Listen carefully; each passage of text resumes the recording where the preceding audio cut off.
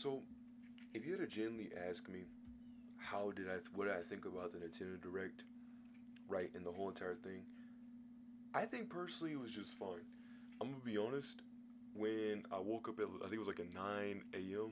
It was, and I saw it like appear on my like I guess my YouTube notifications, whatever.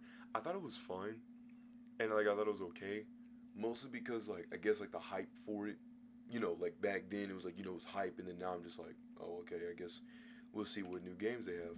So someone put like it's like a list on like all the timestamps for the new games, and I will tell you the main thing that mainly stuck out to me the most out of the entire direct is that a lot of them had a lot of remakes and a lot of remasters. Like you had Dragon Quest 1 and 2. That game, I'm gonna be honest, I'm not gonna get. I'm not gonna get that. I like 11, not gonna get that. Patapon 1 and 2 remake, another remake. Monument Valley 1 and 2. And it just kind of keeps going on. So I was like, okay, whatever. Oh, and that one Persona, not Persona, the Atlas Shin Megami Tensei type game. That one was also out there as well. And I thought those were okay. Overall, I mainly thought that I would say that, it was pretty good. I am glad to see, Pokemon Legends ZA, how it actually went a little bit more in depth on like what it was trying to give us. Cause I'm gonna be honest, I just thought it was just open world Pokemon, X and Y and Lumini City, and that was it. Now we actually have a reason to, attack trainers, behind their backs. We can. It's like a battle royale now, and we go through from rank Z to ranks A. I love that a lot. I was also really glad to see Rhythm Heaven come back again. When I saw that U text under one of the character icons, I said, "Yeah, Rhythm Heaven's back, baby," and I can't wait. I can't wait. Another one that I was mainly happy about to see was Tamagotchi. I mean Tomodachi. Excuse me, Tomodachi and Tamagotchi, but Tomodachi. I keep getting those two mixed up. Tomodachi Life again. That one was great. And then I want to say the last game that I was mainly excited for was Witchbrook, and Witchbrook is actually on Steam. I added it, and I can't wait to play that. Right, I can't wait for that. Now, if you're probably gonna ask me, well, what about Metroid Prime 4? What'd you think about that? That was the main hype game that everybody else was talking about. That's the hype. That's the pizzazz, the weebabs. And I'm like, see, look, I may have I think it's Metroid Zero Mission and Metroid Fusion, both on the Game Boy Advance respectfully. And if I go through my disc gear real fast, I think it's side A. It's I have what's it called? I have the original Metroid Prime on disc, right? I have it legitimately. And I'm gonna be honest, as a kid, I was never really a big fan of Metroid Prime, mostly because of its controls and stuff like that. It just really wasn't hitting. So, outside of video games, what else did they say? Well, we have no news on the Nintendo Switch 2. None whatsoever. They said we're going to wait until like April, and that's going to pretty much be it, right? So that's what's going to do. And I think that they were also saying, like, oh, Miyamoto came back. Miyamoto came back. I was really glad to see Miyamoto, to conclude it all out. Seeing him again, it was like seeing an old friend, an old guy. He's rocking pretty good. What is he, like 70, 80 now? He's rocking that gray hair, I'm telling you that much. Got me on that Nintendo Today app. And if that other Nintendo president would have done it, I'll be honest, I would not have downloaded it. But since he did it, he had my fair share. I said, all right, you know what, I'll do it. The app's all right from what I've been like kind of dabbling in a little bit. It's basically just essentially a calendar to keep up with your up to dates and stuff like that, pretty much. Overall, would I recommend to download it? No, but I guess it's nice to have like news feeds. Like, I mean, you can stink and watch the Nintendo Direct on your phone and stuff, but you can't even tap on it. So, I mean, I mean, there's that. But to conclude this whole thing out, there's one main thing that I really do want to get like a little bit more cleared up.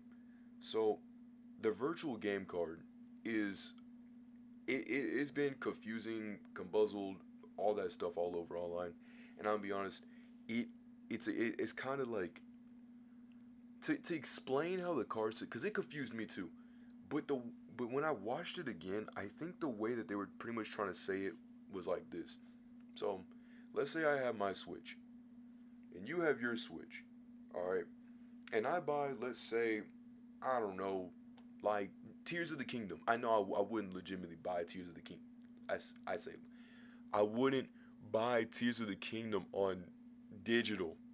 Digital. I have the legit stuff over there. Okay, don't come after me tonight. I actually have the stuff over here. All right. But anyway, so I buy the game digitally, and you're like, oh man, I wish I had the game too. Oh shucks, right? And you snap your fingers, you kick your feet, all that stuff. And I'm like, don't worry, I'll send the game over. So what I do is that I, I guess I add you to like your little plan or whatever, or something like that. Yeah, I add you to your plan, to the plan, and then I grab the game and I send it over your way.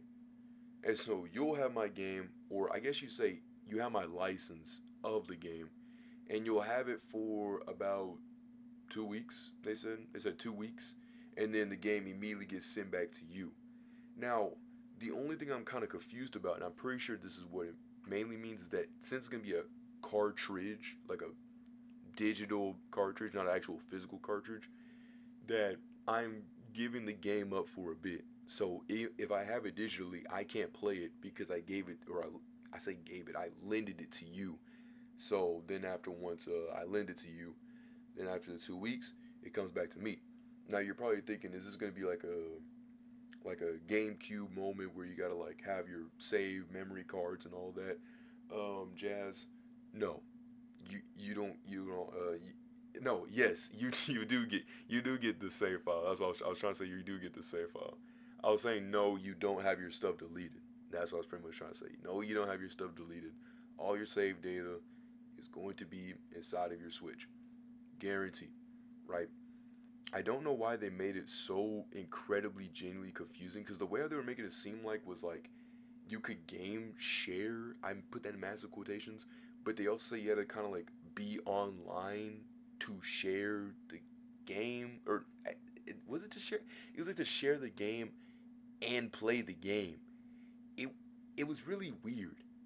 I don't know why they worded it so weirdly like that, but I mean, yeah, that's I don't know for 2 minutes and 37 seconds. It says incredibly confusing time. I'll tell you that much. But overall, like I said, I think that the direct went fine. I think a lot of what the stuff that they showed off was incredibly good. I know one of my friends is mainly prepared for the Switch 2, because the moment I mentioned the direct, he's like, "Oh, what did they mention about the Switch 2?" I'm like, "No, they haven't mentioned Switch 2. Usually the direct is mainly for like games and other indie developers that they want to show off, like Witchbrook. If they didn't show that off, I would have never known what Witchbrook is. But now that I do, I can't wait to play the game whenever it comes out. It says it's gonna be holiday of this year, and let's just say Witchbrook, I cannot wait to play your game, and definitely can't wait to review the game and talk about the game. But until then, better make sure to save my money for the Switch too. I definitely will be planning on buying it, and I hope that the power that it has will be genuinely good, because I love my Switch, but I definitely want to see Fire Emblem Three Houses be able to push more. And I definitely want to see Xenoblade Chronicles 3 because it looks amazing and it looks good, but I want it to be able to push more. Despite how well it's doing on the Switch, like out of all of what they did to compress it that hard, I still wish to see more of what it can do. Until then, I will, like again, just be saving up and sitting here. So if you want to talk about it, we can talk about it down wherever you want to. And yeah, that's pretty much it. Beware and take care.